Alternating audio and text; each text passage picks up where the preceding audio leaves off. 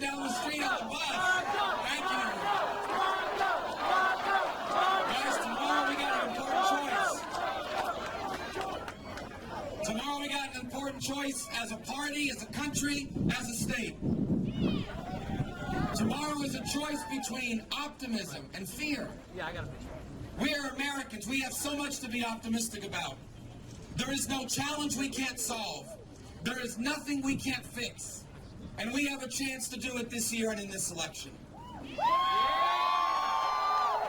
Our principles still work. Limited government, free enterprise, a strong national defense, the traditional values that strengthen our communities and our families.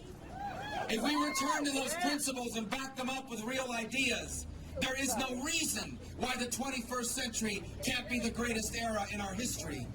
That is what we have the chance to do together in this generation at this time in our history. But we have to do it now. We have to do it now in 2016. The price of failure is too high. If we lose this election, that means Hillary Clinton will be president, and that will be a disaster for America.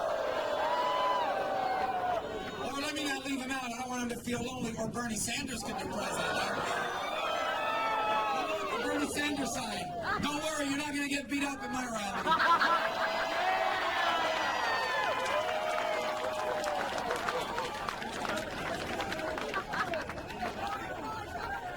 That would be a disaster for America. We cannot afford another 4 years like the last 8 years. And that is why we must win in November. But to win in November, we must first win now. If we allow the Republican Party and the conservative movement to be defined as anger and frustration, we will not win. For while we do have a right to be angry at our political class and frustrated at the direction of our country, we cannot allow ourselves to be defined by that anger and by that frustration. We must use it to motivate us, but do not use it to define us. We know that we can do anything. This is a nation that put a man on the moon. These are the people that invented the internet, not Al Gore, the American people. This is the country that has cured diseases and liberated nations. And that for over 2 centuries, the nation where each generation has left the next better off. Americans are a blessed people. For over 2 centuries, this has been the land in where parents have fulfilled dreams and left their children better off than themselves. This is who we still are. But we must remember who we are in this election cycle. This is the time for us to remember the journey that has brought us to this point as a nation and as a people. To embrace our heritage as an optimistic people who know and understand and believe that our tomorrows are always better than our yesterdays. And while we face great challenges, we are reminded that each generation before us did as well. There has never been a time in American history where we ever had it easy. There has never been a generation in our history that did not face great challenges. And each one of them overcame them.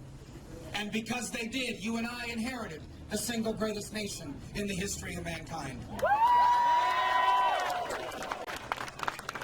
Now the moment has arrived for us to do the same.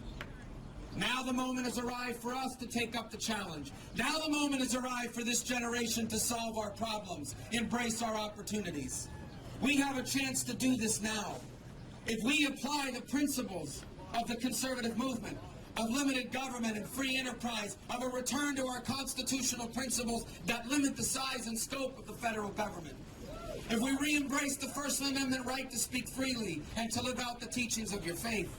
If we embrace our Second Amendment rights to protect yourself and your family. If we re-embrace the 10th Amendment that returns powers to the states. If we re-embrace free enterprise, which allows everyone to climb up without tearing anyone down. And if we rebuild the United States military and the U.S. space program,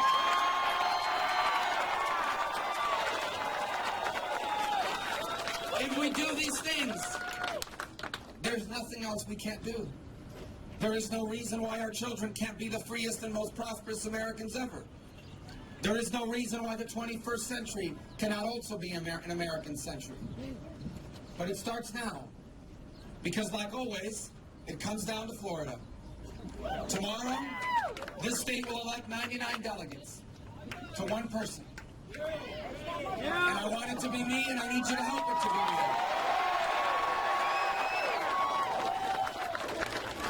me. If we win by just one vote, and that's not how many we want to win by the way, we get 99 delegates. And the impulse that will give our campaign will carry us through to Utah and Arizona and the states to come, and ultimately to the nomination, and then back here in November so we can defeat Hillary Clinton and become the next president of the United States.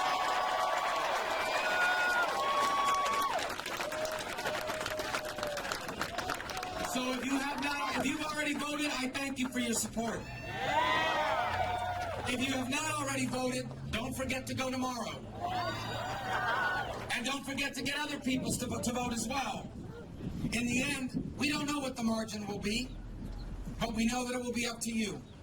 That we will have a chance here in Florida to reshape this primary, to reclaim our party, to reclaim the conservative movement, so that we can win in November and leave for our children what our parents left for us, leave for the next generation what Americans always leave the next generation, the single greatest nation in the history of mankind. This is what we have a chance to do today.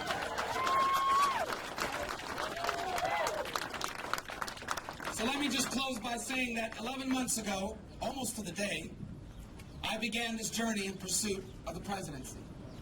I am honored to serve you now. But I learned quickly that while a senator and a member of Congress can help shape the agenda, only a president can set it. Our nation faces extraordinary challenges, which have been ignored for far too long by leaders in both parties.